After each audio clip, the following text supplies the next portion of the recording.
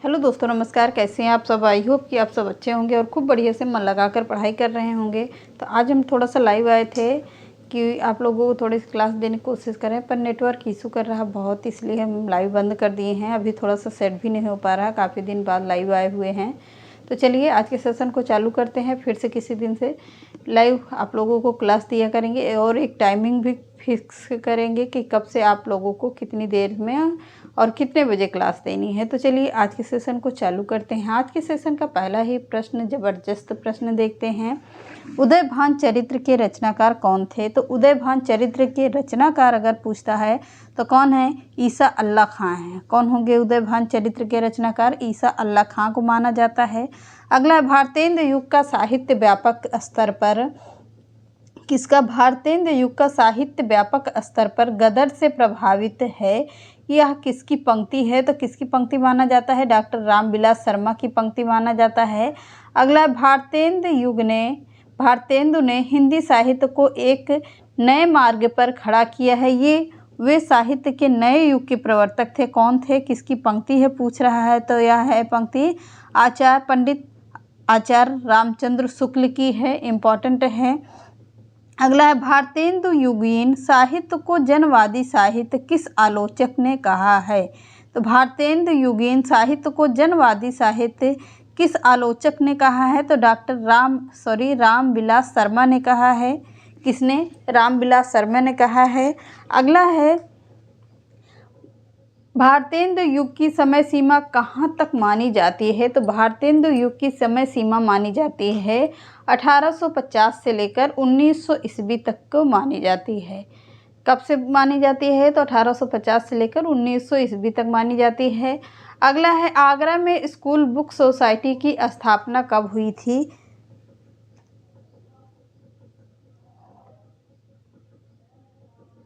आगरा में school book society की स्थापना कब हुई थी? तो 1833 ईस्वी में हुई थी।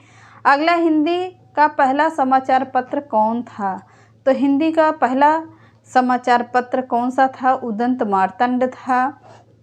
अगला है, उदंत मार्तंड समाचार पत्र के संपादक कौन थे? तो उदंत मार्तंड पत्र के संपादक कौन थे? पंडित जुगल किशोर थे। कौन थे? जुगल किशोर थे।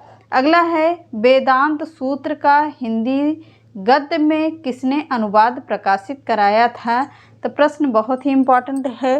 प्रश्न कह रहा है कि वेदांत सूत्र का हिंदी गद्य में किसने अनुवाद प्रकाशित कराया था? तो किसने कराया था? राजा राम मोहन राय ने करवाया था, वेदांत सूत्र को कराया था। अगला है, हिंदी भाषा का प्रथम समाचार पत्र कब निकला था? तो प्रश्न बहुत ही इम्पोर्टेंट है। हिंदी भाषा का प्रथम समाचार पत्र कब निकला था? तो 1826 ईस्वी में निकला था। कब निकला? 1826 ईस्वी में निकला। अगला प्रश्न है, गोल्ड स्मिथ की रचना हर्मिट और डचेस्ट विलेज का अनुवाद किया है। किसने किया था अनुवाद? गोल्ड स्मिथ की रचना हर्मिट और डचेस्ट विलेज का अनुवाद किसने किया था? तो श्रीधर पाठक ने किया है। किसने किया है? श्रीधर पाठक ने किया है। अगला प्रश्न बहुत ही ज़बरदस्त है, यमलोक की यात्रा निबंध किसका है? यमलोक की यात्रा निबंध है ये, पर है किसका पूछ रहा है? तो किसका माना जाता है? राधा चरण गोस्वामी का माना जाता है। किसका? राधा चरण गोस्वामी का है ये। कौन सा? यमलोक की यात्रा।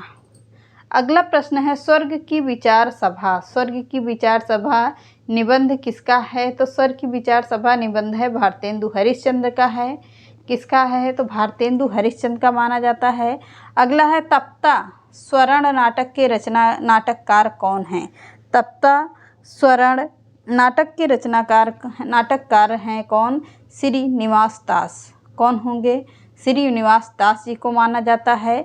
अगला है, किस आलोचक के निबंधकार प्रताप नारायण मिश्र व बालकृष्ण भट्ट को हिंदी का स्टील और एडिशन कहा है? किस आलोचक ने निबंधकार प्रताप नारायण मिश्र व बालकृष्ण भट्ट को हिंदी का स्टील व एडिशन कहा है? तो किसने कहा है? आचार्य रामचंद्र शुक्ल ने कहा है। अगला है भारतेंदु हरिश्चंद्र का पहला मौलिक नाटक कौन सा है? तो भारतेंदु हरिश्चंद्र का पहला मौलिक नाटक है वैदिकी हिस्सा हिस्सा न भवति। कौन सा है? वैदिकी हिस्सा हिस्सा हिंसा हिंसा न भवति। भारतेंदु, अगला प्रश्न है भारतेंदु के कुल नाटकों की संख्या है। तो भारतेंदु हरिश्चंद्र के कुल नाटकों की संख्या अगर पूछता है तो कितने नाटक हैं? 17 नाटक हैं।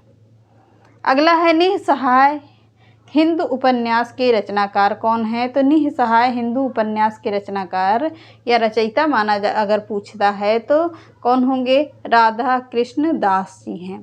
कौन है? राधा कृष्ण दास हैं। अगला है कश्मीर कुसुम की रचना है। कश्मीर कुसुम की किसकी रचना है? तो यह है भारतेंदु हरिश्चंद्र की रचना। किसकी? भारतेंदु हरिश्चंद्र की रचना है। अगला है हिंदी नए चाल में ढली। ये तो बहुत ही इम्पोर्टेंट रचना है।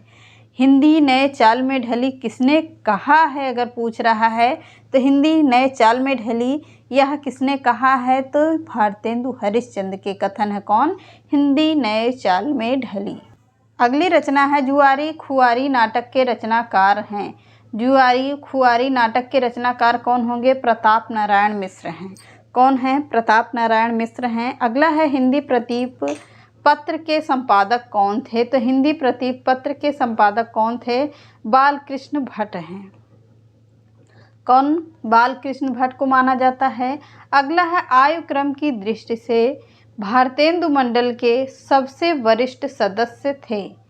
आयु क्रम की दृष्टि से भारतेंदु मंडल के सबसे वरिष्ठ सदस्य अगर पूछा जाता है, वरिष्ठ रचनाकार या वरिष्ठ लेखक कौन थे? तो बालकृष्ण भट्ट थे। कौन? बालकृष्ण भट्ट थे। अगला है भारतेंदु हरिश्चंद्र का जन्म किस वर्ष हुआ था? तो भारतेंदु हरिश्चंद्र का जन्म हुआ था 1850 ईस्वी में। कब हुआ था? 1850 ईस्वी में हुआ था। किसका जन्म पूछता है? भारतेंदु हरिश्चंद्र का जन्म पूछता है। अगला है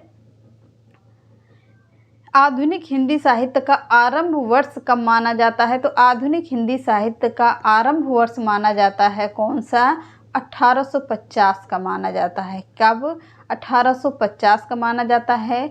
अगला भारतेंदु युग को पुनर्जागरण काल किसने कहा है? तो भारतेंदु युग को पुनर्जागरण काल किसने कहा है? तो डॉक्टर नागेंद्र ने कहा है। किसने?